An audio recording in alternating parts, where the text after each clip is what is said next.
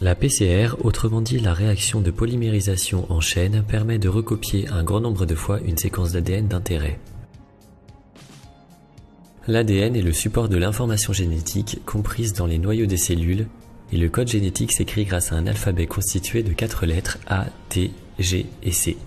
Les deux brins s'associent de façon spécifique du fait de la complémentarité des bases de désoxyribonucléotides.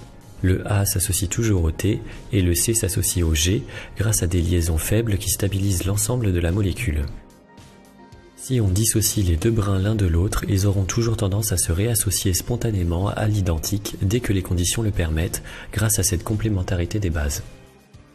Ce sont les propriétés fondamentales de complémentarité des bases et de réplication semi-conservative de la molécule d'ADN qui assurent la conservation de l'information génétique d'une cellule mère à une cellule fille. Ce sont ces propriétés que l'on exploite lorsque l'on veut multiplier et copier un fragment d'ADN in vitro. Pour réaliser ce recopiage à l'identique un grand nombre de fois, il faut un certain nombre d'éléments que l'on réunit en réalisant un mélange réactionnel ou mix. Il faut d'abord la polymérase, une enzyme capable de recopier une séquence d'acides nucléiques, donc de créer le polymère. Comme nous souhaitons recopier de l'ADN, nous utilisons une ADN polymérase. Pour travailler, cette enzyme a besoin d'un environnement qui est apporté par le tampon et des sels de magnésium. Il faut ensuite ajouter les unités élémentaires de l'ADN, les 4 types de désoxyribonucléotides.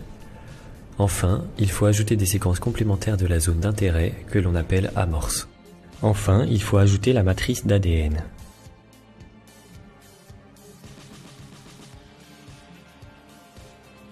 Au premier cycle de la PCR, on dénature les doubles brins d'ADN en chauffant le mélange à 95 degrés, ce qui détruit les liaisons qui relient les bases AT ou CG entre elles.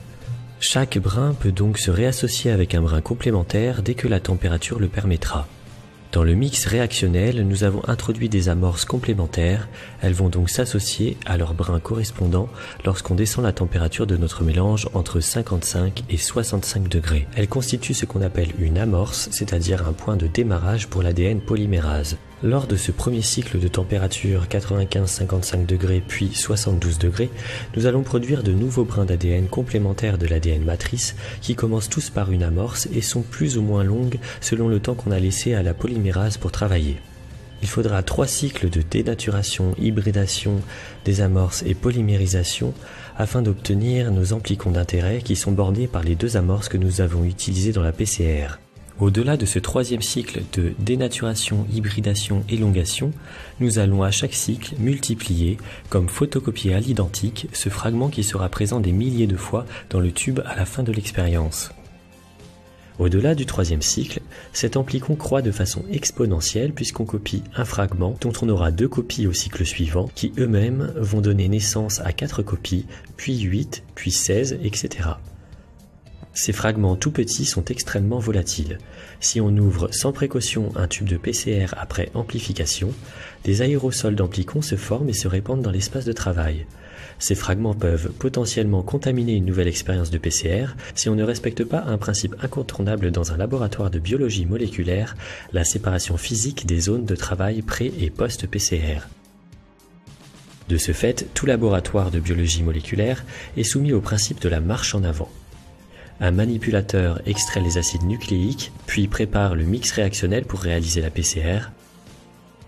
Ensuite, il prépare le mélange du mix et de la matrice d'ADN à recopier, et enfin referme soigneusement les tubes. Les tubes sont ensuite placés sur l'appareil de PCR.